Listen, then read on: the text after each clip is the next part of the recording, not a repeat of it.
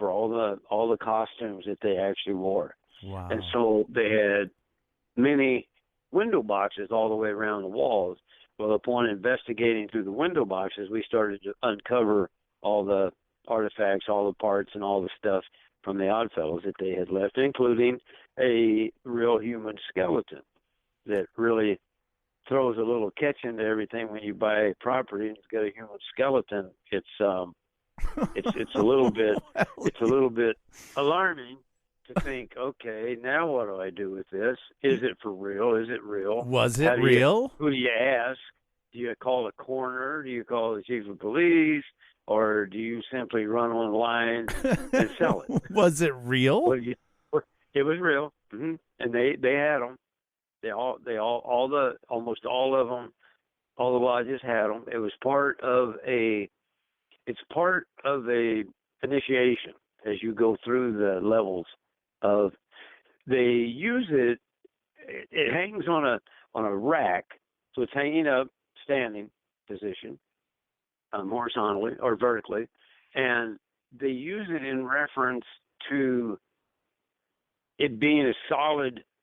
After you're gone, there's still solid parts of you still here. So when you die and decompose, you're not all gone. This is still here. I don't know what the meaning of it is. As far as the background to the Oddfellows, it goes way back, and they used a front, as far as I could tell, where they would feed the poor, bury the dead, and heal the sick. And they have the three rings combined, and that's what that was all about, the three things. I think they also did a number of other things, but, who knows? Much more secretive, much more on the inside. Extremely secretive. And like I said, they also, one of the most strangest, well, there's a lot of strange. When you look at the costumes and you see the levels and the degrees, it's very strange. I agree. It's very, very strange. And if you have a question for Wild Bill Hutton, go ahead and put it in the chat room now. Bill, do you have evidence that these types of secret societies still exist in Ripon today? About once every 6 months, there's a picture of a group of guys here in Ripon, all of whom I know, and someone just got a degree in the Masons, and so they've got their little sheaths on, and they've got their little, and they're getting a degree plaque in the Masons. So that's, once again, to me is almost like the Oddfellows. That's kind of a secret society, and what do they do? I don't really know, and it's never women; it's only men. Same way with the Oddfellows. What happened to the Oddfellows was they all got stingy about letting new people into their society. And I don't know if they were paranoid and non-trustworthy at that point, but they were losing money. So in order to keep them afloat, some women got together and said that they would form an organization, and of which they did. And their organization started to do pie sales, bakery sales, ice cream socials, and dances, and things like that. And that supported the Oddfellows. And I have banners, I have all sorts of things that they had left in the window boxes from a lot of that. Plus some of the women that I knew that were members of that organization, Gladys Orisco being one, told me about a lot of the things that went on, and they named it the Rebeccas. The and Rebeccas. That is the name that they gave their organization. The Ripon Rebeccas? Yeah, Rebeccas. And they're the ones that actually helped support that organization. So they had the women baking the pies to support the Good Old Boy Network. Good old boy having fun. And a closed environment. Now, what they did, they also had they were very familiarly known to have a black box, which was a small black box with a little wooden handle on it with marbles.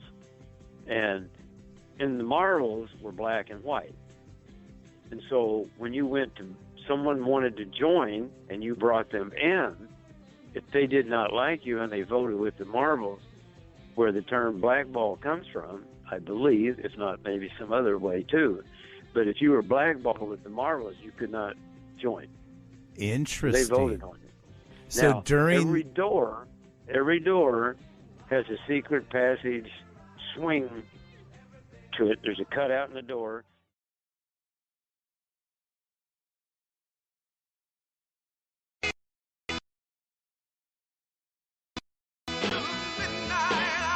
You are listening to Rippin' Common Sense Radio. That's right, where we take you well into the midnight hour with our special Art Bell Archives show happening tonight and every night this weekend, starting at 7 p.m. Pacific, 10/9 Central. Tune in as we open up the Art Bell Archives and dive into the lost classics of a vocal treasure. We take a look at those stories and we bring them up to date and we share them with you. We ask for your input and your shout-outs, your call-ins, as we go through the most amazing stories ever told. Tune in tonight and every night as we reinvestigate the Art Bell Archives live. The Art Bell Archive Show. 7 p.m. Pacific, 10/9 Central, rippincommonsense.com. Rippin' Rabbit Hole is a community-driven radio. At times the community comments may reveal prejudices and other beliefs that we or our sponsors do not condone. Views or opinions expressed by the community, callers, or guests, are those of the individual speaking and do not represent the views or opinions of this site. Rippin' Common Sense content is intended for mature audiences only.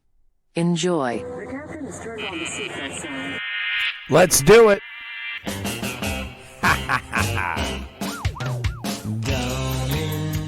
Good evening and welcome to another episode of the Art Bell Archive Live Show. I'm your host, AJ, the Rippin' Rabbit. Give yourselves a round of applause for being smart enough to be here. Tonight, we dive deep down the rabbit hole into the world of Starseed children and adults. Perhaps you yourself are an indigo child.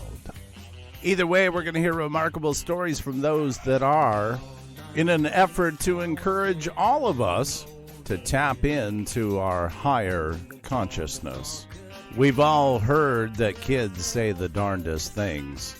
So buckle up your seatbelts, folks, because tonight we're getting childish in the world of Starseed children.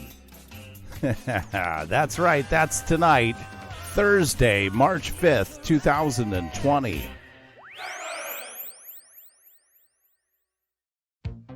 I trust everybody had a great week. And yes, around here at the Rippin' Rabbit Hole, we kick off the weekend starting Thursday nights. So yay, we're here. And what a big yay it is. I know the world, since we last came together, has changed drastically in the face of outbreak and what's been going on in the world. And tonight we're going to take a relaxing break from all of that and dive into some phenomenal stories of Starseed children. And perhaps you're aware of what a Starseed child is, or perhaps you're new to the subject. Either way, we're going to dive through this rabbit hole together. But first, Moneybags 73, the first in the room tonight. My top hat's off to you, sir, for being first. Yay, you win the big weekend award for being the first to be here through the weekend. Everybody give Moneybags a 1 in the chat room for winning that award. Good evening, Juanito 1975. Nachikita, great to see you. 42 James, the Royal Blunt. Stick a feather in his hat and call it macaroni. Royal Blunts, one of the best shout-outs I've ever heard at the Rippin' Rabbit Hole. By the way, if you're not aware, over at the Ripon Rabbit Hole, on the bottom of every page of our website, we have a little red button, and Royal Blunts used that one night, and I wish I had that clip queued up and ready to play, because it was literally one of the best shout-outs I've ever heard in my entire life, and it made me laugh for days. It's still so amazing. I speak of it this evening.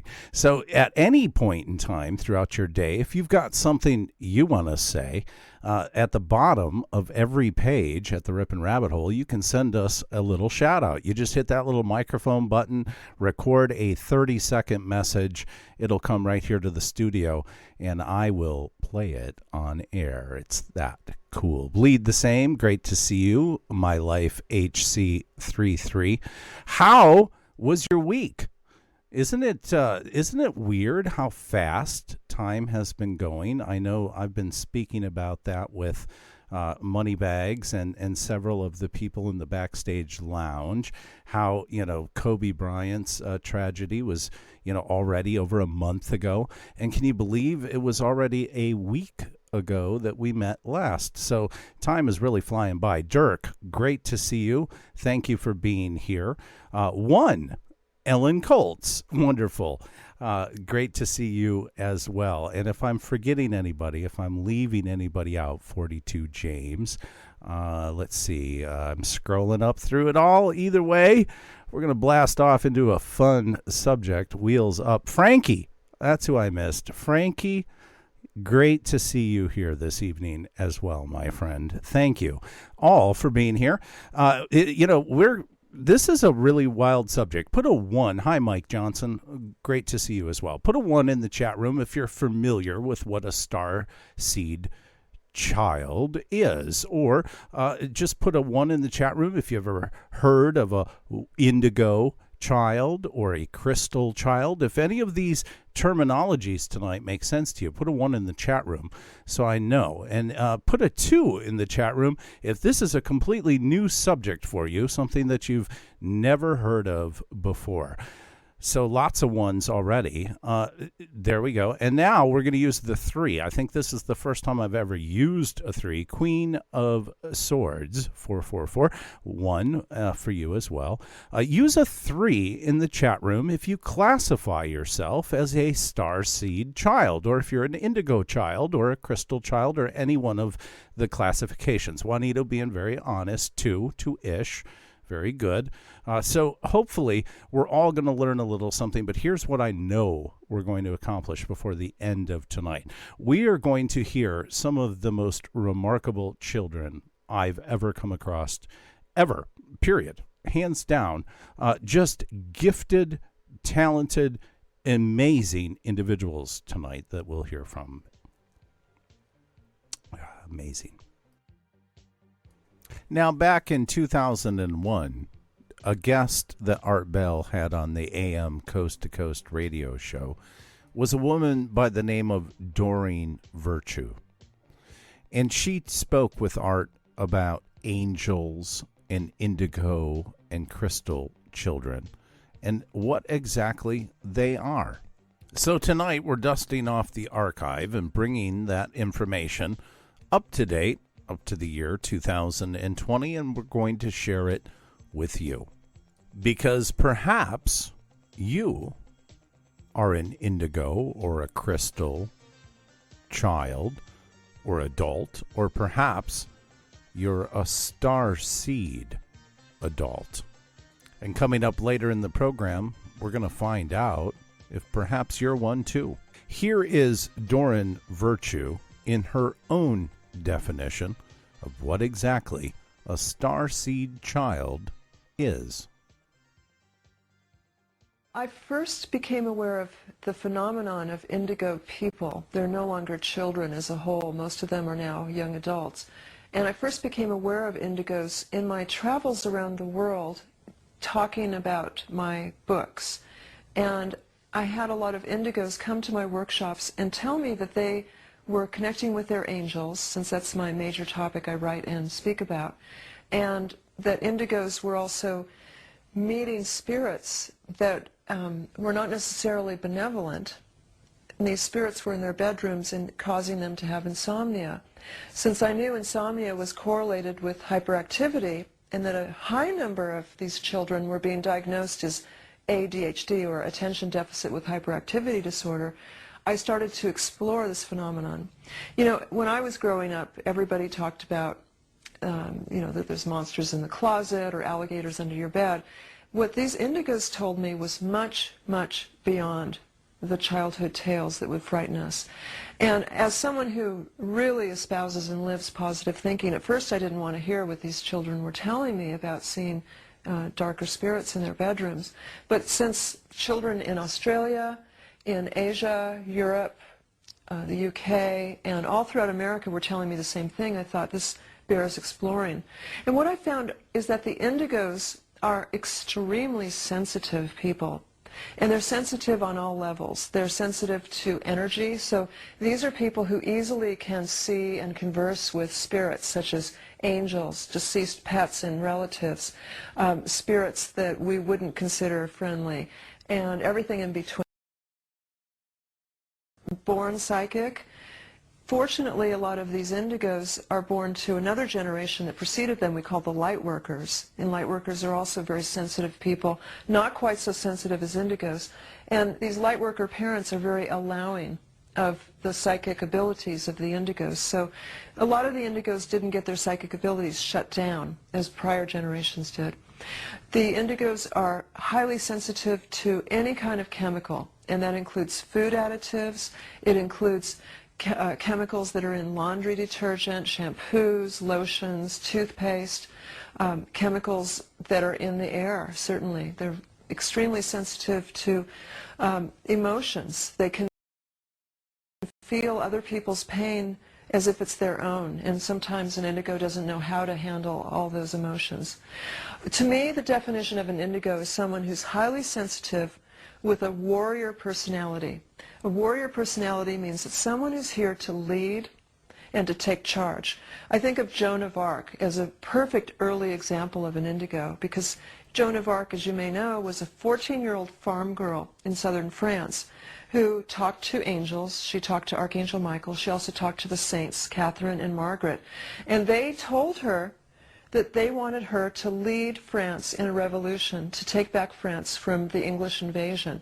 And that they wanted Joan to put Charles on the throne of France. And here she was, an illiterate, uneducated farm girl, 14 years old. You can imagine what she must have felt like. Of course, you can imagine what she must have felt like, because we've all been there. We've all been that awkward 14-year-old child. And of course, there is this moment where we have to recognize the children, especially of today. And we all know where they're at, because where they're going, we've already been. And again, sometimes that education system does more to damage the brilliance and the intelligence of a young mind than sometimes it does to harvest it. Now, I'm not saying that's always the case, okay? There are brilliant people that have made it to university, that have made it through, all of these, educational standards, all of academia standards. And of course, we were all very awkward 14-year-olds, not Chiquita, but I can imagine, given that I know your story, of course, you had a very awkward time in Ripon, Wisconsin there as a 14-year-old growing up in small Midwestern America. Dark Wolf's Den, great to see you. Ellen Coates, I'm very fascinated that you had a chance to meet Doreen.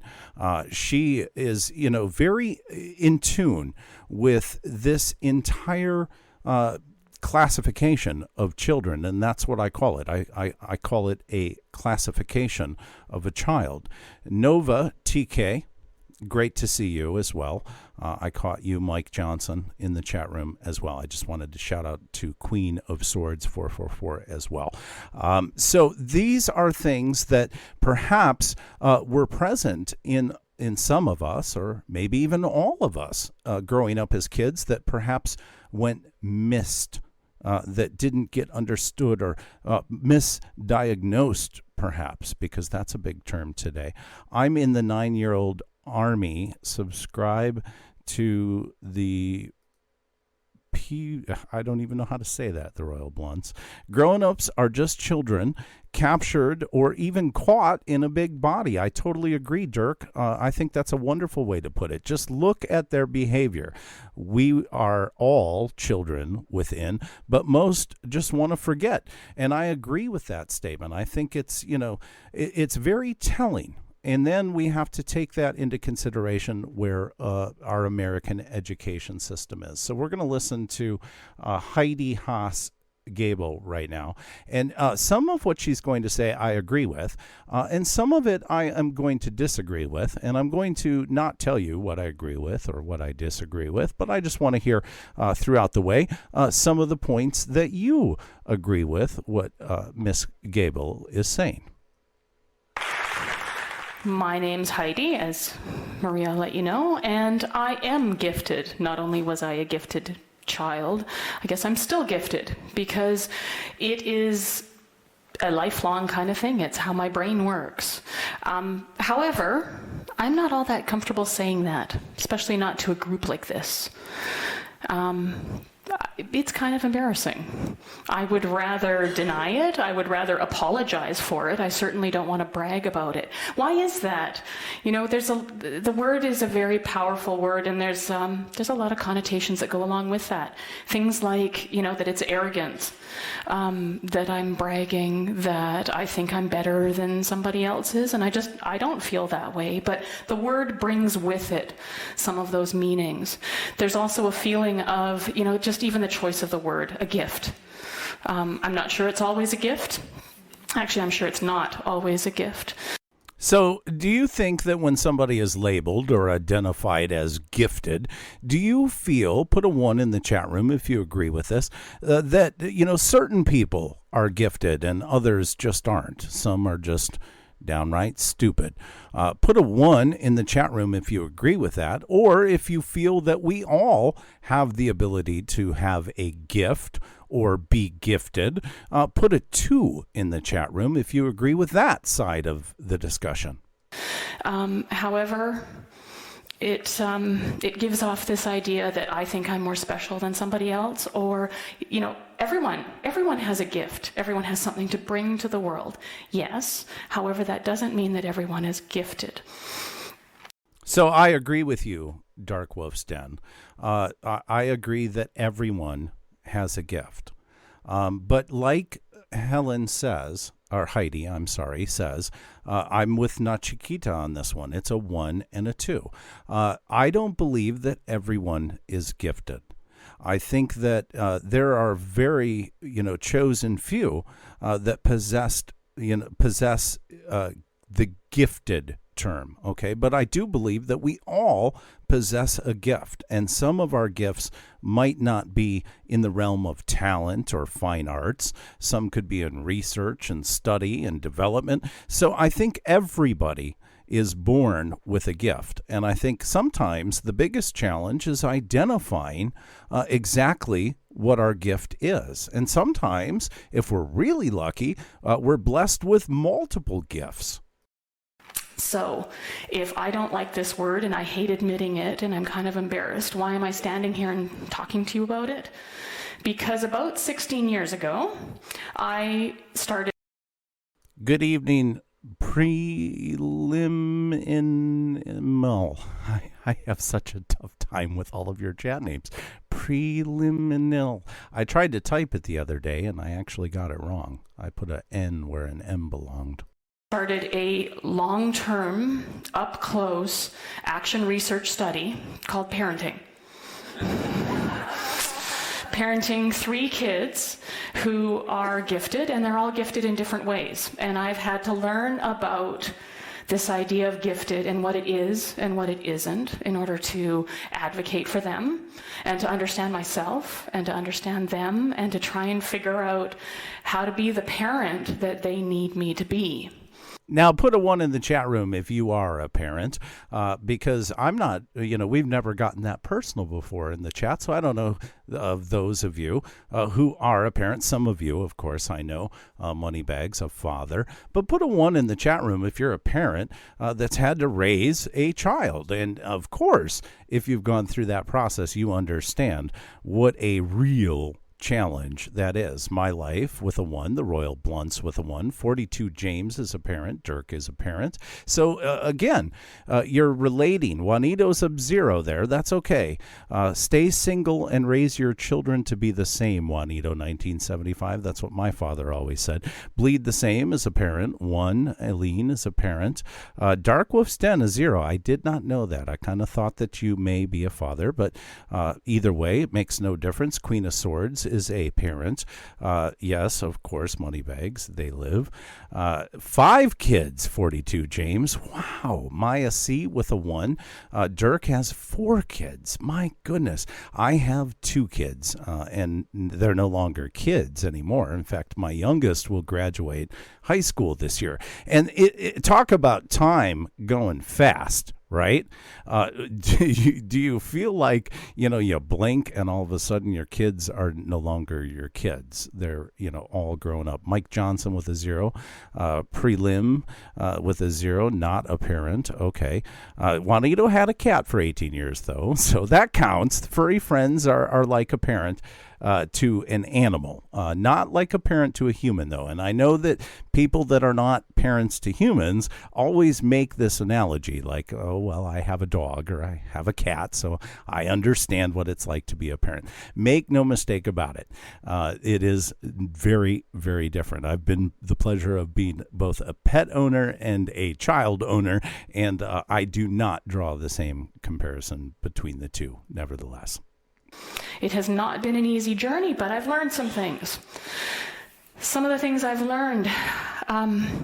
Gifted students are identified by their performance on a cognitive test, usually. So when students perform in, sometimes it's the 97th or 98th percentile or above, they receive this little gifted label and the letter that goes along with it, and they get an IEP, and the parents get to come in and meet with the teachers twice a year.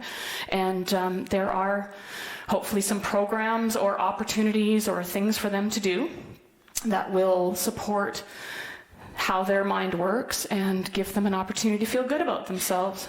Doesn't happen in all districts, and unfortunately, there are these connotations that gifted is this wonderful thing, and sometimes boards of education have made decisions to cut gifted programs because, they're going to be okay. So they'll be a little bit bored, but they'll be okay. Not so much what my experience has been.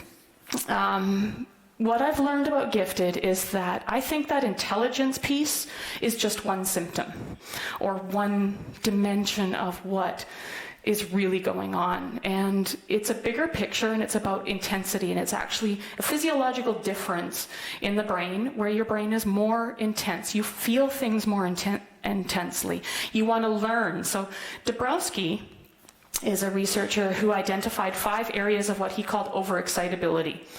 Those 5 areas, one is intellectual. So it's just a drive to learn things and understand things and to have questions about them. Also, there's a psychomotor aspect. So that physical, I need to move and do things, and sometimes I'm twitching or stretching something under my desk, or those little red cheeses that were out there on the break, the wax from those. My middle one, all the other kids in class would collect it, and he would sit behind his desk and create creatures out of this wax, the cheese wax. But he needed something to fiddle with. There's a creative aspect. So this huge imagination and an ability to see how things are alike and make connections.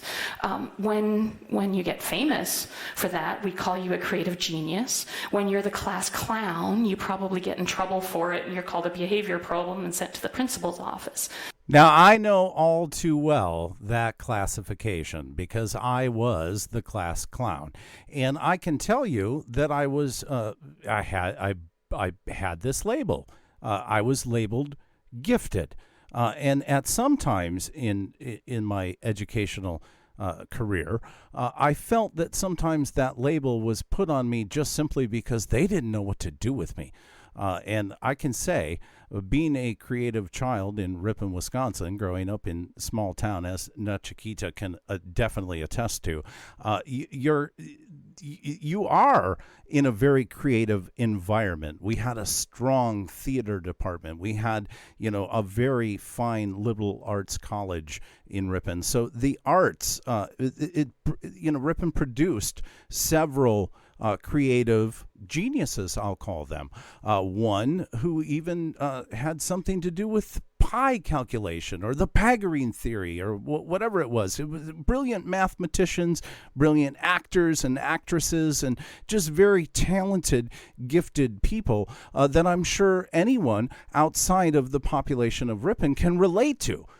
In your own location, where you grew up, your hometown. I'm sure you're all aware of gifted people.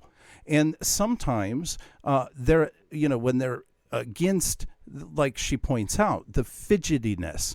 And when you take a child that has autism, who cannot deal with a heightened sense of sounds or overload experiences, and the education system is either A, too naive, or too, B, unprepared to deal with the child, sometimes this label can be used both for good and for bad. There's also sensory intensity, and that's just that whole, the seam on my shirt is going to drive me insane, or everything's too loud, everybody please stop singing, or there's smells, just that whole being bombarded by it. And also emotional is one of the big ones. Feeling deeply. It's like you can't handle the woes of the world. You have to turn the TV off sometimes because you just can't take it. And those are true all the way through life.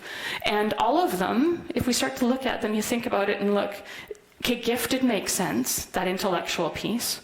But then there's also, kids that are identified as ADHD. There's a crossover with that. And there's, even with autism, there's an aspect of that sensory that comes into there.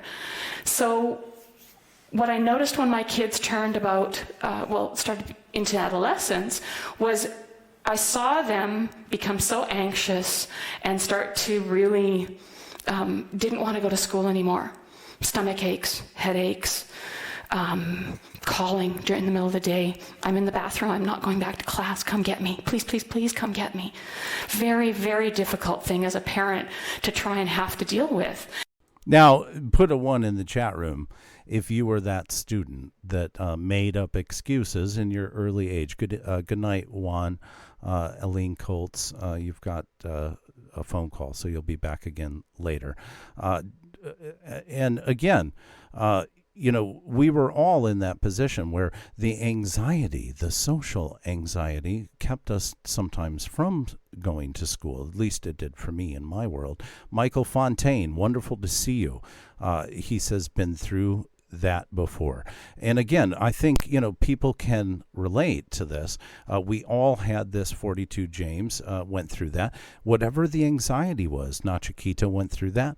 Maybe it was a test. Maybe it was an assignment that wasn't finished. And maybe it was just a bully in school that you didn't want to face. So I'm seeing ones across the boards from you in chat. And that validates that what I'm saying is something that we've all had a chance to experience. That when you put into perspective, good evening, Earth Daughter, wonderful to see you, just tuning in now. So we're discussing Starseed children, very creative, very brilliant people, some kids that really stand apart from the rest, and we're waging the conversation as to whether or not we all are some form or in some way have a particular gift. Not necessarily that we're all gifted, but that we all indeed do have a gift.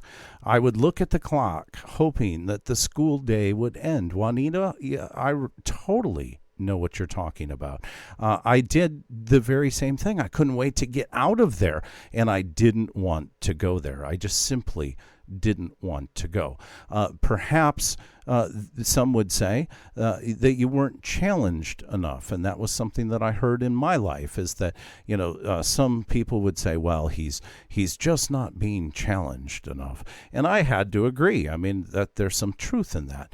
If you're not challenging the kids, and sometimes, again, the educational system does more to damage this creativity and this gift than it does to help spawn it. I'm, again, fortunate to have come from a school system that did embrace the gifted and the talented and the theatrical arts, and didn't just make it all about math, science. What are the 3 R's? Reading, writing, arithmetic. So you could see I got a ripping education. And what I heard from the school was, you have to get them to school every day. You have to. Otherwise, you are enabling the anxiety, and it's going to get worse.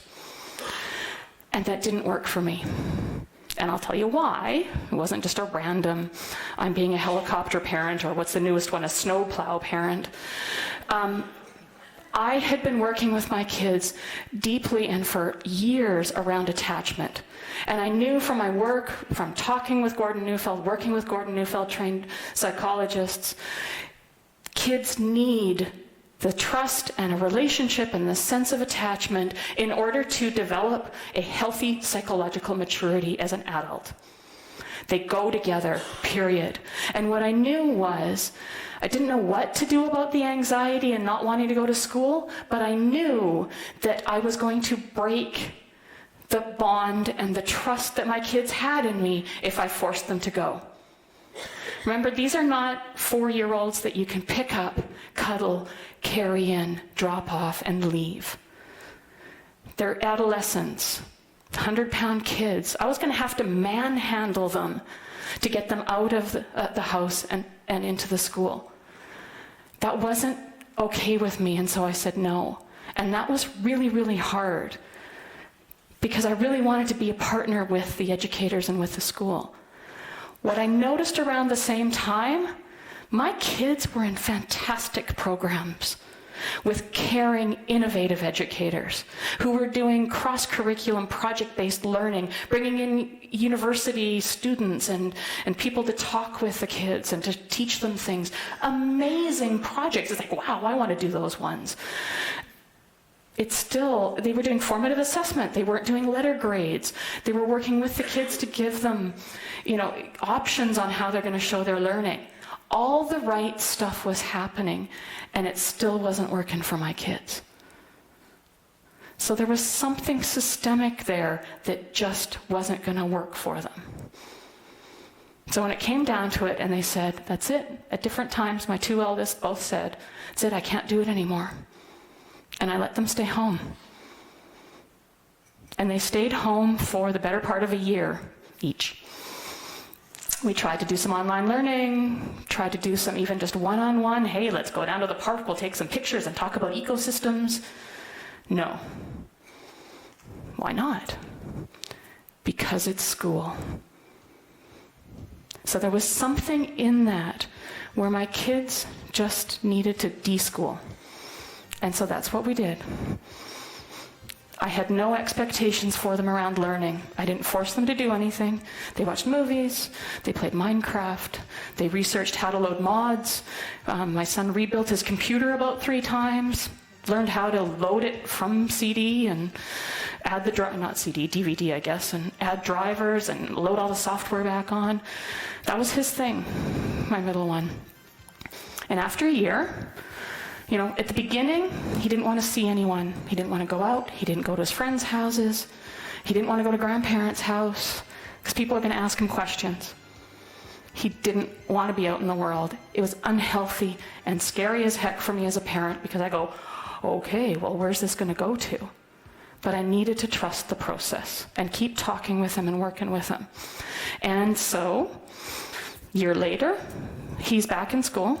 He's in a different kind of school where it's entirely self-directed. Public school, but the adults are there in order to support learning and to provide lots of rich opportunities, but kids aren't forced to do anything. The adults are in the room only to support and mentor and be a source of whatever kind of wisdom they need. And the see, kids have to choose what they're going to do. And he loves it, and he's back. That's where I kind of disagree with Heidi there. I think it's just as important for those kids to mentor and tutor the adults. I don't feel that if that role isn't understood that way, that it's beneficial for either the child or the educator. And thankfully, there are several wonderful educators in this world that understand that philosophy and that learn far more from their students than they've ever learned in any academia. And put a 1 in the chat room if you can agree with that. Again, we're going to hear in the second part of the program tonight some amazing, brilliant children that definitely are going to school all of us. That's for sure. They definitely schooled me. But again, this is 2020. Most of us graduating back, Nachikita says, in 97, class of 01, Dark Wolf's Den in the class of 99, 42 James in 1998, Perlim in 81, many of the friends from 84, which is just unbelievable. And I have to agree with you, Dark Wolf's Den. If they had a paranormal studies, I think we both would have majored in that. Wouldn't that be something if there was, that kind of, environment where you can harvest some of the things that we talk about today as adults that would never be topics discussed in school?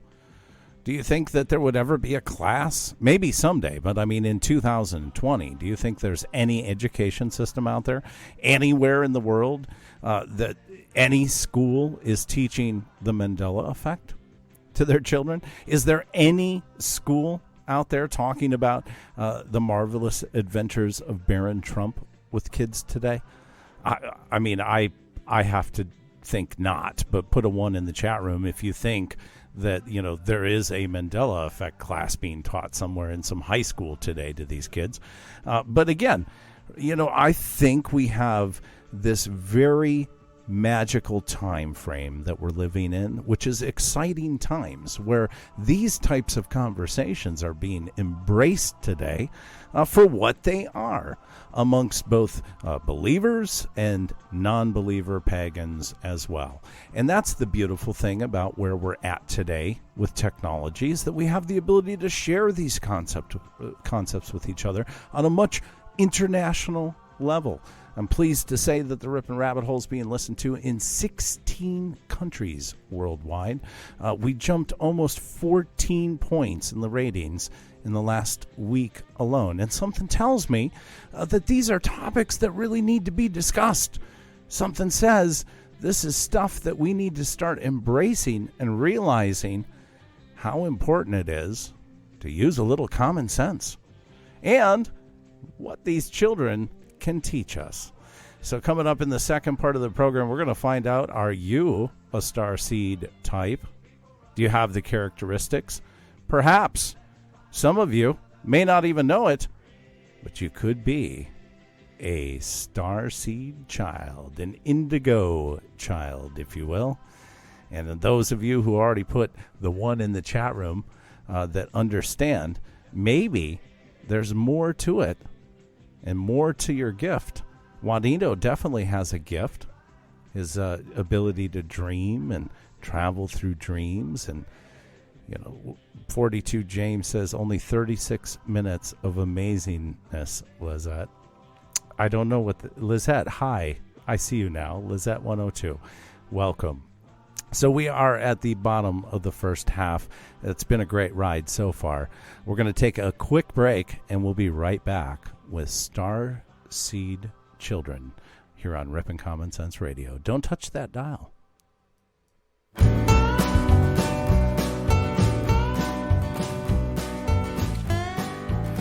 Are you enjoying the program so far? I know I am. We're here every Thursday, Friday, Saturday, and Sunday night. If you haven't done so already, make sure to thumb up that video, hit that subscribe button, and ring that bell for the Art Bell Archive live show. We're here starting at 7 p.m. Pacific, 10/9 Central, all weekend long. I'll be back again tomorrow night, Friday, for Strange Sea Creatures. We're going to dive down to the depths of the ocean and look at some very strange creatures that exist within our own world. We don't have to leave this space to understand there's a lot yet to be discovered here on Earth. And then Saturday night, we're going to take a look at the bizarre cases of spontaneous combustion. Not just an engine, but a human. That's right. Saturday, March 7th, 2020, starting at 7 p.m. Pacific, 10/9 Central. Together, we'll dive down the rabbit hole into the world of spontaneous human combustion. And I got to say, it's a freaky, freaky subject. And then we'll wrap up the weekend Sunday night with our amazing episode on outrageous orbs. If you're not sure or haven't heard yet exactly what's been captured on multiple cameras around the world, you'll want to tune in Sunday, March 8th, starting at 7 p.m. Pacific, 10/9 Central, for our Outrageous Orbs show. Then we'll be here Friday, March 20th, for our special edition of our Freedom Flame broadcast. That's our third annual Freedom Flame broadcast, and tune in next weekend. We're going to bring you more up to date exactly what that broadcast is all about. It doesn't matter if you're a Republican or a Democrat or an independent for that matter. It makes no difference what your political affiliation is. We feel that on that night, March 20th, there's a very good reason for us all to come together and celebrate our freedom. Put a 1 in the chat room if you agree. So stay tuned for further details regarding our third annual Freedom Flame broadcast, Friday, March 20th. It's going to start a little earlier that night, so you want to make sure you get on the mailing list for details. We'll be back to Starseed Children in just a moment, right here on Rippin' Common Sense Radio.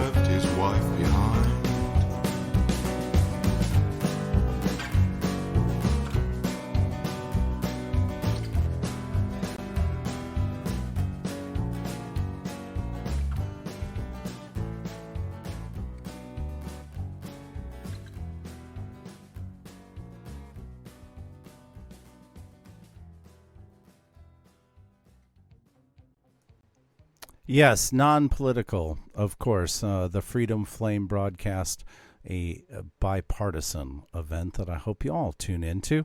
But if you're just joining us, tonight's topic, Starseed Children, and we're going to see and hear some fantastic examples of just brilliant minds and some of the ways that these young kids think today are really mind-blowing.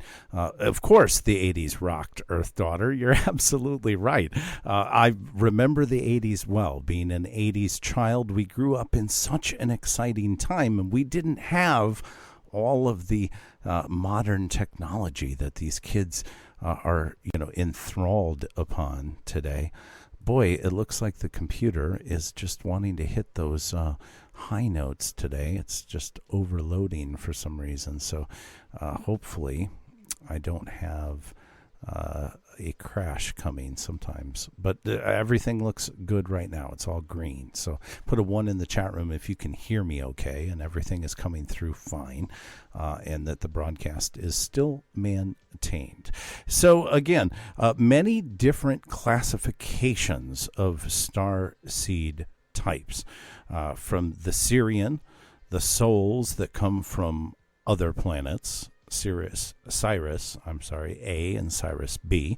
And I'm terrible at reading. I never passed that reading class. So Philidian. if that's how you say it, and if anybody can phonetically spell it out for me in the chat room, I'd appreciate it. These come from Pallades, so it must be Palladian. Maybe that's it. It's a star cluster known as the Seven Sisters.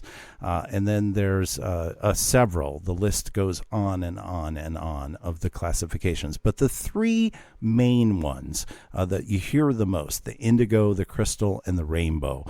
Individuals from these three soul groups often possess special or supernatural abilities, including telepathy, clairvoyance, energy cleansing, empathy, and in some cases, reality shifting.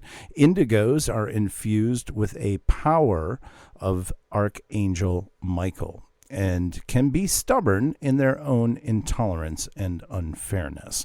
And of course, the overstimulation in some cases is just that much. And again, like I said, the light worker, the Orion, the feline, and the list goes on and on and on. So if this is even including reptilian is on that list. So if this is a new subject for you altogether, fascinating subject, and of course not enough to cover all in just one show. So we're probably going to do a few more of these and dive into some of those starseed characteristics. But tonight we're primarily focused on those indigos.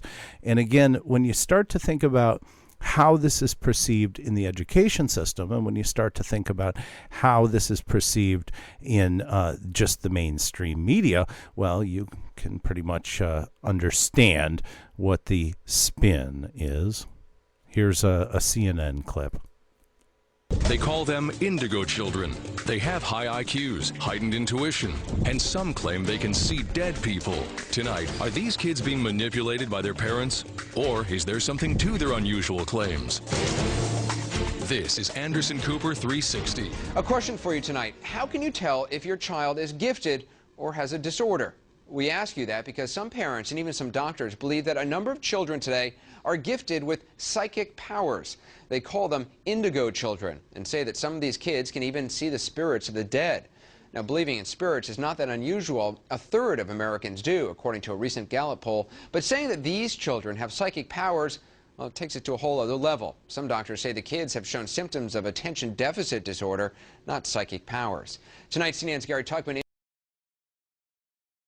And that's where it really starts to get a bit dangerous, because all of a sudden disorder gets tossed into the mix. And it's really, in my opinion, when you deal with very gifted and very creative people, disorder is not necessarily a term that should be entered into that mix. But nevertheless, this is CNN, and Anderson Cooper is going to put his, particular take on it. Of course, quote unquote, spin on the conversation. Introduces you to some of the so-called indigo children, and, well, you can judge for yourself. Look how he even he set you up. He said you can judge for yourself, but we're going to show you the so-called indigo children, but you can judge for yourself. I mean, this not fair, guys. Paula, what's your problem? At 14 years of age, you go through a really rebellious time, and that's what you... Through the lens on her computer's camera, 17-year-old Sandy Bershad communicates with friends across the world. That's Eric. He's from Sweden. But from her bedroom on the Jersey Shore, Sandy says she is wired into another universe, a sort of supernatural superhighway. Your dead grandmother visited you last night. Uh-huh. In your bedroom? Uh-huh. And what did she say to you? Just to say hello, that she loves me, that kind of thing. She usually just comes to visit. Her energy is very, nice, healing. Now, I'm not going to tell anyone or question anyone whose dead grandmother comes to them in a dream and comforts them. Why would I rob anyone of that experience? I've had my dead grandmother come to me in several dreams. And there's comfort in that. Why do we suppress this? And worse, why do we put this into a classification of a disorder? This is where we're at in 2020. And of course, I've listened to Brian Stavely's channel. I've listened to several others out there in the Mandela Effect community that raised the same concern. on the labels that are beginning to emerge amongst the Mandela effect community. And this is no different. This is real, where, these are what people actually believe. Now, I'm going to introduce you to a young child who shares the remembrance of a past life. Now, either one of two things is happening. Either this kid really did experience a past life, and he's here on Earth today to tell us all about it, or he has an extremely intelligent, active imagination for his age. Either way, both could be commended. It's starting.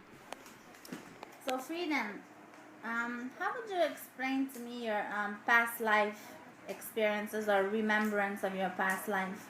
I was an alien.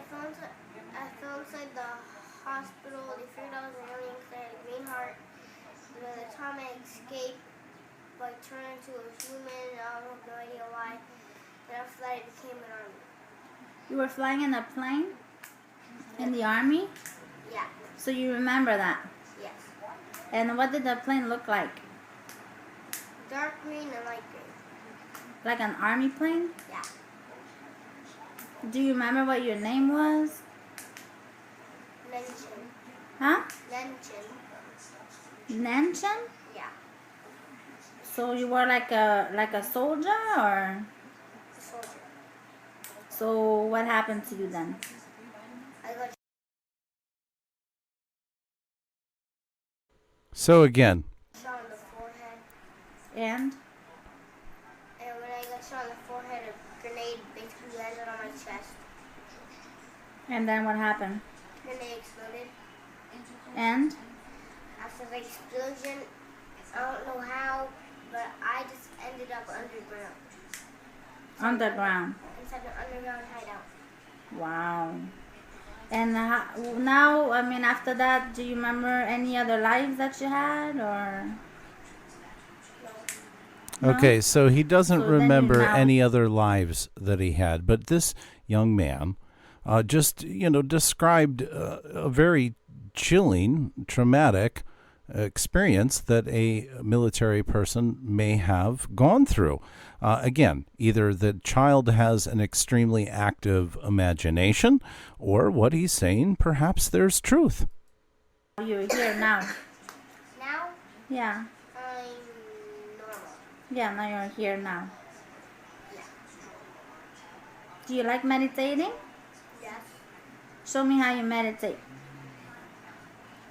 And at this point, the child closes his eyes, leans his head very down, very stoically. So, again, I'm very opposed to there being labels for these types of conditions. I think that that's absolutely appalling, but yet that's the world that we live in. And that's why common sense tells us, hey, come on, people, let's pay attention, because here is a truly remarkable 3-year-old. Just take a little listen to this.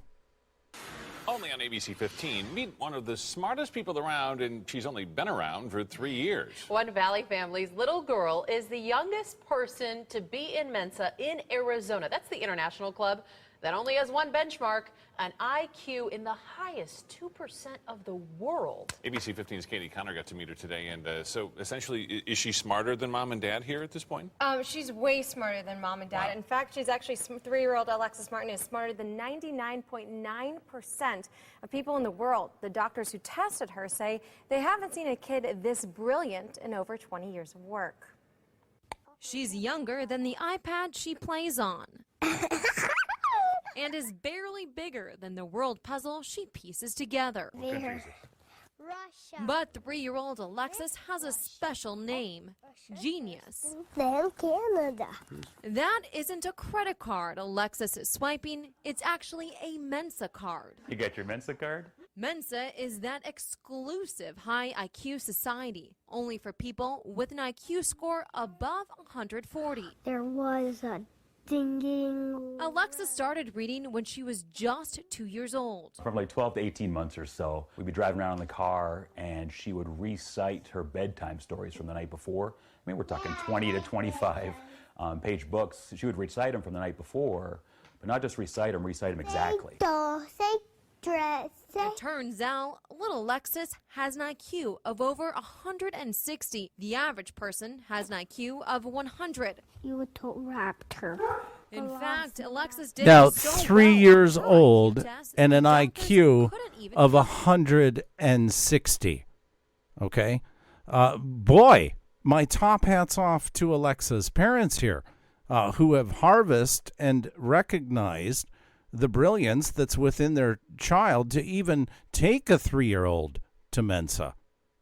I mean, what a remarkable set of parents to recognize the brilliance. And of course, there are thousands upon thousands of cases just like Alexa around the world. So are we sometimes quick to label and to slap that, judgment onto the kids of today? I think so, and I think we were way back then. Put a 1 in the chat room if you think that, we just don't understand the brilliance of children today, that most of us don't understand the brilliance of children. Dark Wolf's Den, amazing, right?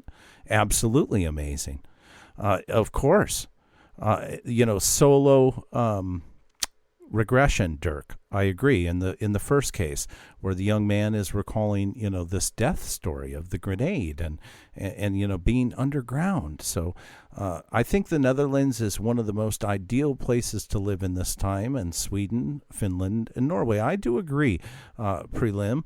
I think that in Europe, things are handled just a little bit different than they are here in the United States. It just seems that these intelligent angels are being suppressed at times, and then worse, railroaded into a pharmaceutical platform that some pharmacy is going to make, thousands upon hundreds of thousands of dollars off parents just like this. And when sometimes these characteristics and sometimes the gifts that are in these young children just need to play themselves out. They just need to play themselves out. Earth Daughter agrees with the 1. Dirk, 1. Lizette, 102, 1. Dark Wolf's Den, 1. My Life, 1. I had the pleasure, and forgive me, I don't remember who it was that told me, but I had the pleasure of somebody in the chat room one night saying that they homeschooled their child or their children, and that the Ripon Rabbit Hole was part of their homeschool curriculum. Like it was, encouragement for the kids to listen to this broadcast. And I got to say, that put a lot of weight, that put a lot of responsibility on me to continue to dive into these subjects in the way that I do, with common sense. That is, often, sometimes we're not always the most appropriate subject matter, but wow, what an honor to have somebody in the chat room say that, their children are gaining insight and clarity from these broadcasts. A real encouragement for me to do what it is that I do. Fuck you then. Good evening. Good night, everyone. Text you tomorrow. Sounds good. Great to have you here. Thank you for being here. But again, we cannot coin brilliance. We cannot identify it in each and every one. There's no test that's going to tell whether or not this angel is an angel, a brilliant angel that the pharmaceutical company could very clearly stifle. One thing that is for certain is that children say the darndest, most remarkable things. And I got to tell you, not all kids speak like the young man you're about to hear from. His 9-year-old thoughts jive on just about every subject we cover here at the Ripon Rabbit Hole. And I am so impressed with this fine example of an indigo child. And I think you will be too. Talk about thinking outside of the box. Talk about not being railroad into the box through labels such as hyper, attention, disorder. Sometimes we have to take creativity for exactly what it is. Ingenious inspiration, perhaps foretelling thoughts. And when the children speak, I think we all need to listen. Basically, the humans are on one space, one environment that's inside another environment. We are on Earth, and the Earth is just one planet in the galaxies. You could compare that to an ant on the patio in this backyard. Let's see. Can we see any ants? Can you show me what you mean exactly? Yeah, probably aren't some at the moment, but this is an ant horn. Anyway, so the ant doesn't know that there's more than the patio here. He just thinks there's an ant. Oh, let's see. He just thinks that he just keeps walking. He doesn't know he's just part of of lots of worlds, and the human race is sort of like that.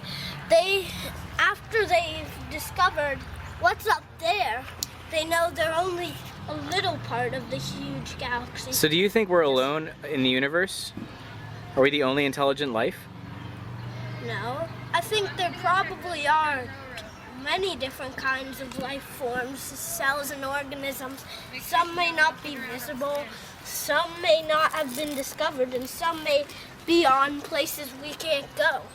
And they all might have the same perspective as we do on this, that there might be others, and that maybe they can find them someday, but at the moment they don't know. They're part of a big world. And well, what do you think about the idea of alternate universes? I think it's realistic at the same time as it is fantasy. That's exactly what scientists think. They're not sure. They have the math to prove it, but they haven't observed it, so they don't know. Yeah, it's just very complicated because you have no proof that there's anything out there. The only proof is yourself. Right. And where you are in the universe, and you can only make theories. You can never know the truth unless science gets a lot more complex and they find ways to go on to Mars or something. Do you think we'll make it to Mars in our lifetimes? Maybe, maybe not. It all depends if people discover it, if people try it. Yeah. And basically luck. Right. So are you going to be one of the people that tries to help find other planets and other life forms and other planets? I might try to be. You never know for sure if there really is anything in the search. It's an endless quest without knowing what your quest is. That's so true. You don't know if it's. So what's the meaning of our lives here on Earth then? That's one of the hardest questions there is. I would say what the meaning of your life is what you make it. What you think, what you want your life to be. Nobody can decide what you will do except for you.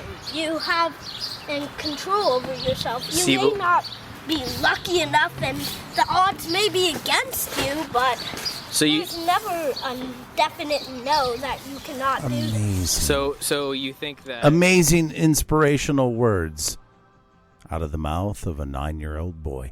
I'm going to put the link to that entire interview on tonight's show notes, and I encourage you to watch it for yourself, because that, my friends, is pure genius.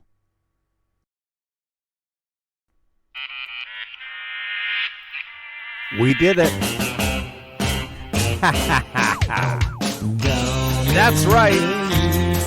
Can you believe it? We kicked off the weekend right. We started another Thursday night together.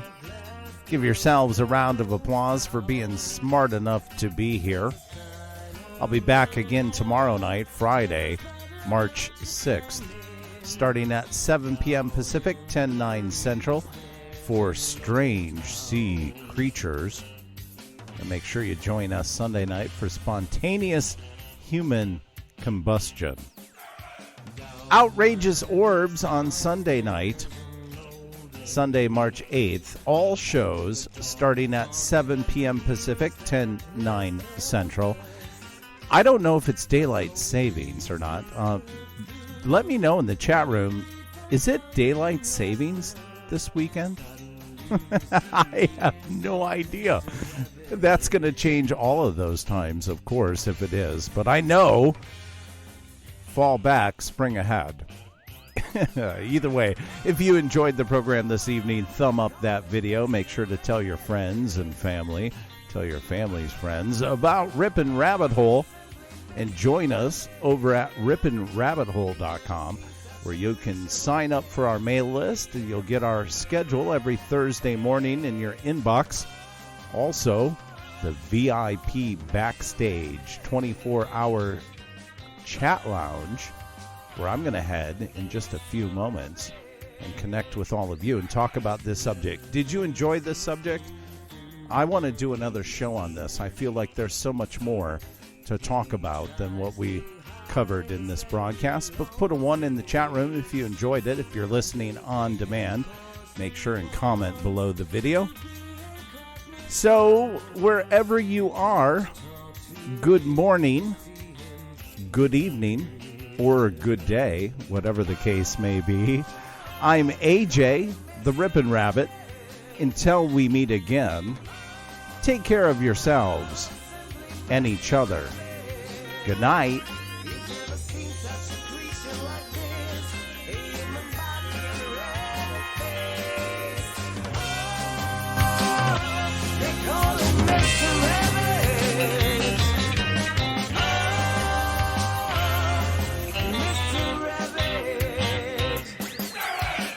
Once there was an old man living in an old house down by the lake. Rumor says the man was hunting for rabbits just for fun. Since the day the rabbit disappeared for a while, then came back and cast a spell over the old man. So he looks like a rabbit too now.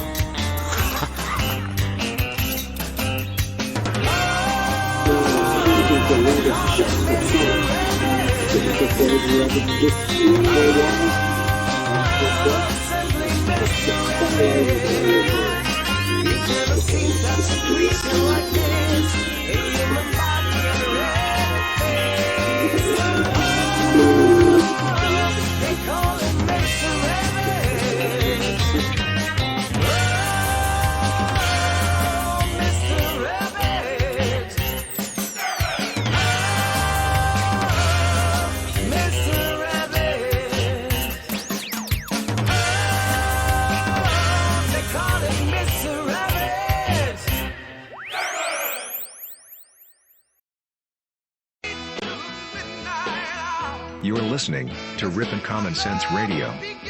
That's right, where we take you well into the midnight hour with our special Art Bell Archives show, happening tonight and every night this weekend, starting at 7 p.m. Pacific, 10/9 Central.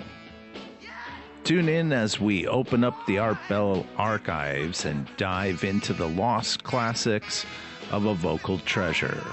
We take a look at those stories and we bring them up to date and we share them with you. We ask for your input and your shout-outs, your call-ins, as we go through the most amazing stories ever told. Tune in tonight and every night as we reinvestigate the Art Bell Archives live. The Art Bell Archive Show. 7 p.m. Pacific, 10/9 Central, rippin'commonsense.com.